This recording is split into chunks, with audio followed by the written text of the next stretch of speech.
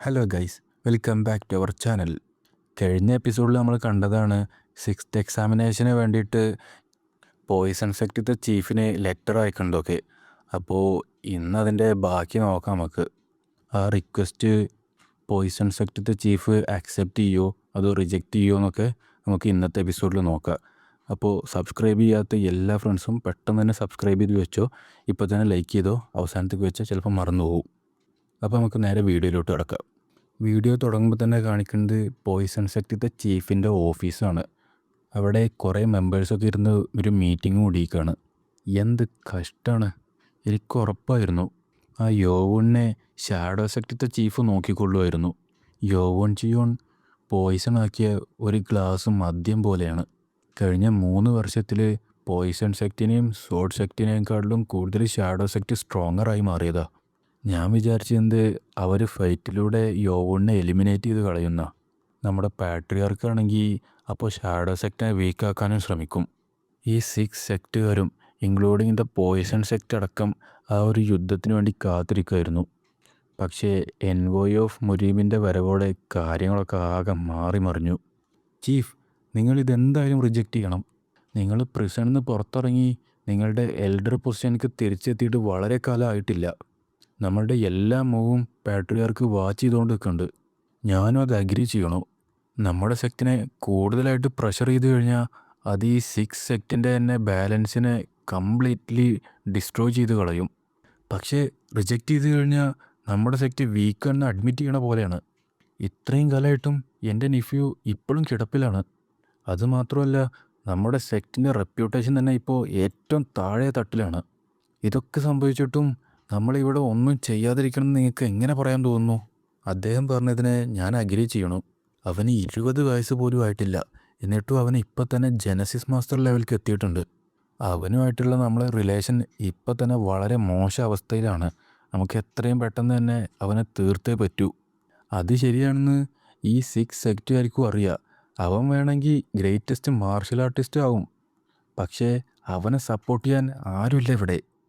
അവനല്ല ഇവിടുത്തെ ഭീഷണി, അത് നമ്മുടെ പാട്രിയാർക്കാണ്. മതി, നിർത്ത്. ആ ചെറ്റയെ കൊല്ലാൻ ഇത്ര നാളും ഞാനും കാത്തിരിക്കുമായിരുന്നു. പക്ഷേ ഇപ്പം നമ്മൾ അവനെ തീർക്കുകയാണെങ്കിൽ നമുക്ക് ഒരുപാട് നഷ്ടങ്ങൾ സംഭവിക്കും. അതുകൊണ്ട് തന്നെ ഞാൻ ഈ റിക്വസ്റ്റ് റിജക്റ്റ് ചെയ്യാണ്.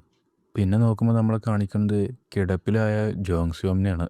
അവൻ്റെ അടുത്തേക്ക് അവൻ്റെ ഗ്രാൻഡ് ഫാദറായ ഓബേക്ക് ചെന്നു. എന്നോട് ക്ഷമിക്കണം മൈ ഗ്രാൻഡ് സൺ. നിൻ്റെ ഗ്രാൻഡ് ഫാദർ എന്ന നിലയിൽ എനിക്ക് നിനക്ക് വേണ്ടി ഒന്നും ചെയ്യാൻ സാധിക്കുന്നില്ല. ചീഫ്, നിങ്ങളെ കാണാനൊരു ഗസ്റ്റ് വന്നിട്ടുണ്ട്. ഈ നേരത്തോ? അവനെ അങ്ങ് പറഞ്ഞയച്ചേക്ക്. അത് ഷാഡോ സെക്ടത്തെ ലേഡി മൂവാണ്. അവയെ പറഞ്ഞയക്കുന്നതിന് കുഴപ്പമില്ലാന്ന് നിങ്ങൾക്ക് ഉറപ്പല്ലേ? അവർ അപ്പോത്തിക്കരയുടെ ഫ്രണ്ടിൽ നിങ്ങൾക്ക് വേണ്ടി വെയിറ്റ് ചെയ്തുകൊണ്ടിരിക്കുക. ശരി, എങ്കിൽ ഞാൻ വരാം. അപ്പോഴാണ് നമ്മളെ കാണിക്കേണ്ടത് ആ ഷാഡോ സെക്ടത്തെ ലേഡി മൂവ് ആരാണെന്ന്. അവരെ കണ്ടതും ജോങ്സോമ ആകെ ഒന്ന് ഞെട്ടി. കാരണം അവരായിരുന്നു അവൻ്റെ അമ്മയുടെ കയ്യിൽ നിന്ന് പണ്ട് മൈക്രോടോക്സിൻ വാങ്ങിച്ചുകൊണ്ട് പോയിരുന്നത്. ഇത് അവളല്ലേ, ആ സ്ത്രീ? അവരല്ലേ എൻ്റെ അമ്മയുടെ കയ്യിൽ നിന്ന് മൈക്രോടോക്സിൻ വാങ്ങിച്ചുകൊണ്ട് പോയിരുന്നത്? പിന്നെ നമ്മൾ കാണിക്കുന്നത് നെക്സ്റ്റ് ഡേ ആണ്. 6th എക്സാമിനേഷൻ്റെ ബാറ്റിൽ അക്സെപ്റ്റ് ചെയ്തു എന്ന് പറഞ്ഞിട്ട് അക്കാഡമി ഡെപ്യൂട്ടി ഓഫീസിക്ക് ഒരു ലെറ്റർ വന്നു. എനിക്കറിയായിരുന്നു.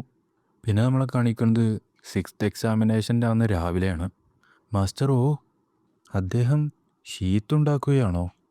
1 മണിക്കൂറിന് ശേഷം. ആ, ഇപ്പം ശരിയായി.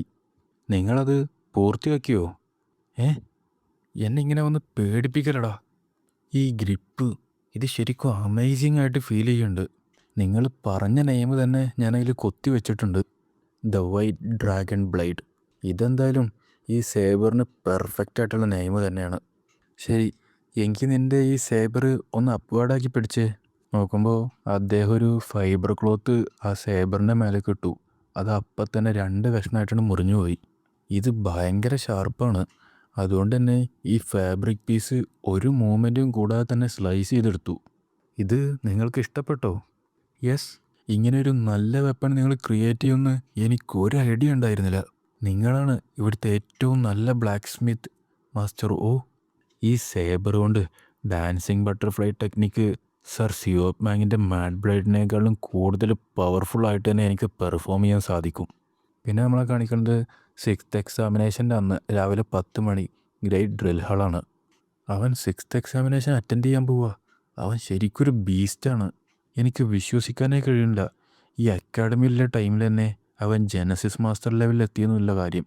അതെ, പക്ഷേ ഒരു എൽഡറിനെ വീഴ്ത്താൻ മാത്രം അവന് കഴിവുണ്ടെന്ന് നീ വിചാരിക്കുന്നുണ്ടോ?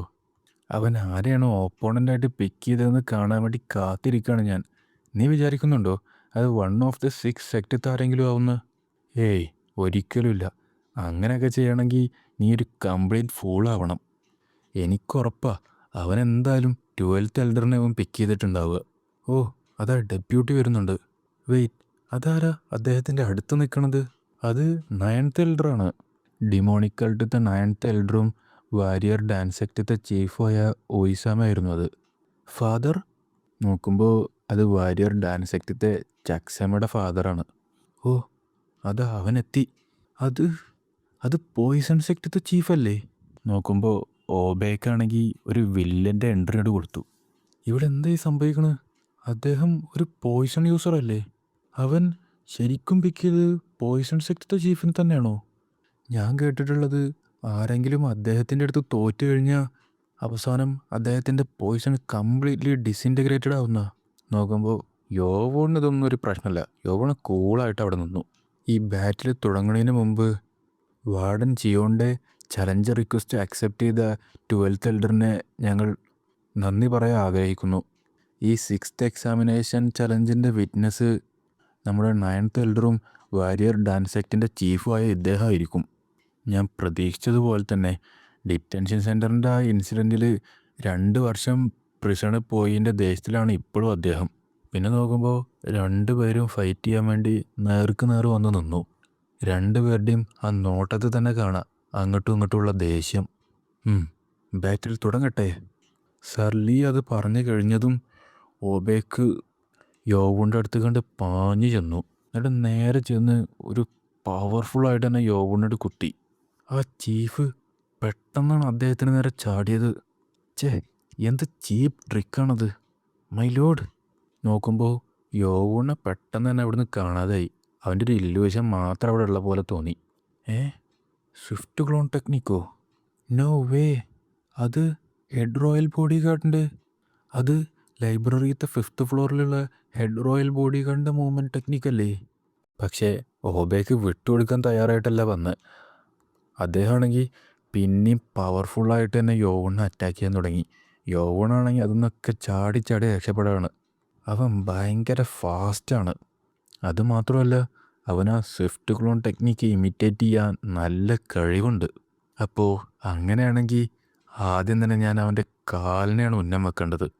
ഓബേക്കാണെങ്കിൽ ഒരു പവർഫുള്ളായിട്ടുള്ള അറ്റാക്ക് യോവുൻ്റെ നേരണ്ട് വിട്ടു. യോവണാണെങ്കിൽ അത് കണ്ടിട്ടൊന്ന് ഞെട്ടി. സ്റ്റാഫ് ബ്ലാസ്റ്റോ? നോക്കുമ്പോൾ അവിടെ ഭയങ്കര പെട്ടെന്നൊരു പൊട്ടിത്തെറിയാണ് സംഭവിച്ചു. പക്ഷേ യോവൺ അതിന് രക്ഷപ്പെട്ടിരുന്നു. ഓ, ഞാൻ മൂവ് ചെയ്യുന്നത് സ്റ്റോപ്പ് ചെയ്യാൻ വേണ്ടിയിട്ട് എൻ്റെ കാലിനെയാണ് അവൻ ഉന്നം വെച്ചിട്ടുണ്ട്. പിന്നെ നോക്കുമ്പോൾ യോവണാണെങ്കിൽ ഡാൻസിങ് ബട്ടർഫ്ലൈ ടെക്നിക്കത്തെ 2nd codified fighting form use ചെയ്ത് അറ്റാക്ക് ചെയ്യാൻ തുടങ്ങി. അപ്പുറത്ത് ഓബേക്കാണെങ്കിൽ ഡിസ്ട്രക്റ്റീവ് ഡിമോണിക് സ്റ്റാഫ് ടെക്നിക്കത്തെ 5th codified fighting form use ചെയ്തിട്ട് അറ്റാക്ക് ചെയ്യാൻ തുടങ്ങി. ഇതിൽ ചുറ്റും കൂടി വന്ന സ്റ്റുഡൻസിനാണ് ആകെ ബുദ്ധിമുട്ട് സംഭവിക്കാൻ തുടങ്ങിയത്. എൻ്റെ ചെവി എക്സ്പ്ലോഡ് ചെയ്യുന്ന പോലെ തോന്നുന്നു. നോക്കുമ്പോൾ അവരുടെ 2 പേരുടെയും അറ്റാക്ക് ഭയങ്കര പവർഫുള്ളായി മാറിക്കൊണ്ടിരിക്കുകയാണ്. പിന്നെ നോക്കുമ്പോൾ നമ്മളെ കാണിക്കുന്നത് യോവൺ അവിടെ നിന്ന് മാറി വരുന്നതാ. എന്താ ഇവിടെ സംഭവിക്കണത്? അവൻ്റെ കയ്യിലുള്ള ആ സേബർ അത് ഭയങ്കര തിന്നാണ്. എന്നിട്ടും എൻ്റെ ഡാർക്ക് അയൺ സ്റ്റാഫിന് അതിനൊന്ന് ബ്രേക്ക് ചെയ്യാൻ പോലും പറ്റുന്നില്ല. പക്ഷേ അതാണെങ്കിൽ എൻ്റെ സ്റ്റാഫിനെ ഡെൻറ്റ് ചെയ്യിക്കുകയാണ് ചെയ്തത്. അതുമാത്രമല്ല അവനൊരു ജനസിസ് മാസ്റ്റർ ആണെങ്കിലും അവന് റിയൽ കോമ്പാക്റ്റ് എക്സ്പീരിയൻസ് ഉണ്ടാവില്ല എന്നാണ് ഞാൻ കരുതിയത്. പക്ഷേ അവൻ ഫൈറ്റ് ചെയ്യണത് കണ്ടിട്ട് അവനൊരു സീസൺഡ് മാർഷൽ ആർട്ടിസ്റ്റ് ആണെന്ന് തോന്നുന്നു. അതിനൊക്കെ മേലെ അവൻ വെറും ഏർലി സ്റ്റേജിലുള്ള ജനസിസ് മാസ്റ്റർ ആണോ? ഇത്ര നേരം ഞാൻ 10 സ്റ്റാർ എനർജിയാണ് യൂസ് ചെയ്തുകൊണ്ടിരുന്നത്. പക്ഷേ അവൻ്റെ സേബറാണെങ്കിൽ എന്നെ ശക്തമായിട്ട് എതിർത്തുകൊണ്ട് നിൽക്കുക. അവൻ്റെ മുഴുവൻ ശക്തിയും എനിക്കെതിരെ യൂസ് ചെയ്തിട്ടില്ല എന്നുള്ളത് എനിക്ക് പറയാൻ കഴിയും. ഈ ചെറിയ ടൈമിൽ ഇത്രത്തോളം മാർഷൽ ആർട്സ് പവർ കിട്ടിയ ഒരുത്തനെയും ഞാൻ കണ്ടിട്ടില്ല. ഇവൻ ശരിക്കൊരു മോൺസ്റ്റർ തന്നെയാണ്. ഇപ്പം എനിക്ക് മനസ്സിലായി എന്താണ് ലേഡീമു ഉദ്ദേശിച്ചതെന്ന്. പിന്നെ നമ്മളെ കാണിക്കുന്നത് അന്ന് ലേഡീമു വന്നപ്പോൾ ഉണ്ടായ കാര്യങ്ങളാണ്. 6th എക്സാമിനേഷന് 6 ദിവസം മുമ്പ്. ലേഡീമു, നിങ്ങൾ പറയുന്നത് ആ അക്കാഡമിയിൽ നിന്നുള്ള റിക്വസ്റ്റ് അക്സെപ്റ്റ് ചെയ്യാനാണോ? ഇത് നിങ്ങളുടെ കൺട്രോളിനും അപ്പുറത്തുള്ള കാര്യമാണെന്ന് നിങ്ങൾക്ക് തോന്നുന്നില്ലേ? എനിക്കറിയാം നിങ്ങൾ പാട്രിയാർക്കിൻ്റെ വൈഫാണെന്ന്. പക്ഷേ എനിക്ക് ഓർഡർ ഇടാൻ മാത്രമുള്ള അതോറിറ്റി ഒന്നും നിങ്ങൾക്കില്ല. ഞാൻ ഒരു സെക്റ്റിൻ്റെ ചീഫാണ്. ഈ ഡിമോണിക് കൾട്ടത്തെ എൽഡറാണ്. എനിക്ക് ഡിവൈൻ ഫിസിഷ്യൻ ആരാണെന്ന് അറിയാം. എന്ത്? ഞാൻ വിചാരിക്കുന്നത് നിങ്ങളും അദ്ദേഹത്തിനെക്കുറിച്ച് കേട്ടിട്ടുണ്ടാകുമെന്നാ. നമ്മുടെ ഈ നാഷണലിൽ വെച്ചിട്ട് തന്നെ ഗ്രേറ്റസ്റ്റ് ഫിസിഷ്യനാണ് അദ്ദേഹം. അദ്ദേഹത്തിന് മരണത്തെ ഒഴിച്ച് വേറെ എന്ത് അസുഖവും സുഖപ്പെടുത്താൻ കഴിയും. എനിക്കുറപ്പാ ഡിവൈൻ ഫിസിഷ്യന് നിങ്ങളുടെ ഗ്രാൻഡ് സണ്ണിനെയും സുഖപ്പെടുത്താൻ കഴിയും. ഡിവൈൻ ഫിസിഷ്യനെ കുറിച്ച് അറിയുന്ന ആരും ഇവിടെ ഇല്ല എന്നുള്ളത് എനിക്കും അറിയാം. പക്ഷെ അത് പറഞ്ഞപ്പോഴേക്കും ലേഡീമു ഒരു ടൈലെടുത്ത് നീട്ടി. കുറേ കാലത്തിന് മുമ്പ് എൻ്റെ ഗ്രാൻഡ് ഫാദറിന് ഡിവൈൻ ഫിസിഷ്യൻ കൊടുത്തതാണ് ഈ ടൈല്.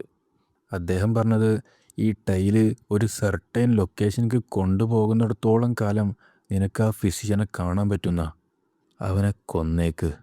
ഇനി ഈ പ്രശ്നം കൂടുതലായിട്ട് വഷളാവുകയാണെങ്കിൽ ഞങ്ങൾ ഷാഡോ സെക്റ്റുകാരെ നിങ്ങളെ എന്തായാലും അസിസ്റ്റ് ചെയ്യും. കാരണം മൈനർ പ്രീസ്റ്റ്ഹുഡ് നേടാൻ പോകുന്ന ആളെ ഇതിനോടകം തന്നെ ഡിസൈഡ് ചെയ്ത് കഴിഞ്ഞിട്ടുണ്ട്. ലേഡീമു, അപ്പോൾ ഇതുകൊണ്ടാണല്ലേ നിങ്ങൾ മറ്റുള്ള എൽഡേഴ്സിനൊക്കെ വിട്ട് എന്നെ ചൂസ് ചെയ്തത്? 3rd എൽഡറിനെ അല്ലെങ്കിൽ അതിന് മുകളിലുള്ളവരെ മാറ്റി നിർത്തി കഴിഞ്ഞാൽ വേറൊരു എൽഡറിനും ഇവൻ്റെ ലെവൽ സ്കില്ലുള്ള ഒരാളെ തോൽപ്പിക്കാനേ കഴിയില്ല. അത് ശരിയാ. ഒരു തെറ്റായിട്ടുള്ള മൂവ് മതി, 6 സെക്റ്റുകാരും അവരുടെ ഗ്രേറ്റസ്റ്റ് എനിമിയുടെ നേർക്ക് തിരിയും. അതുകൊണ്ടാണ് നീ ഇവിടെ എന്തായാലും ചാവാൻ പോവുകയാണ് യോവോൺ ടിയോൺ.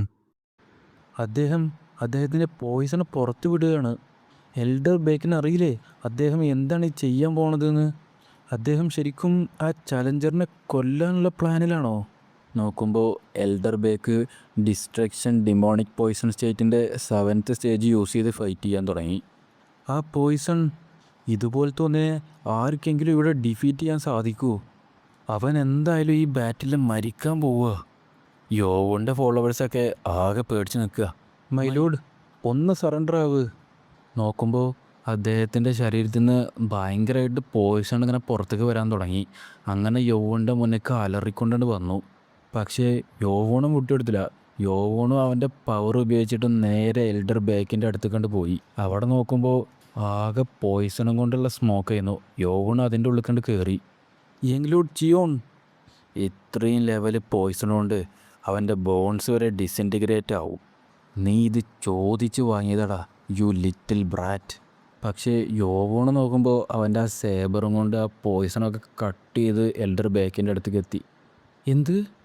എൽഡർ ബേക്ക് അത്രയും പോയിസൺ പുറപ്പെടുവിച്ച് നിൽക്കുമ്പോഴും യോവോണ് നേരെ അദ്ദേഹത്തിൻ്റെ മുന്നേക്ക് ചെന്നിട്ടാണ് നിന്നു.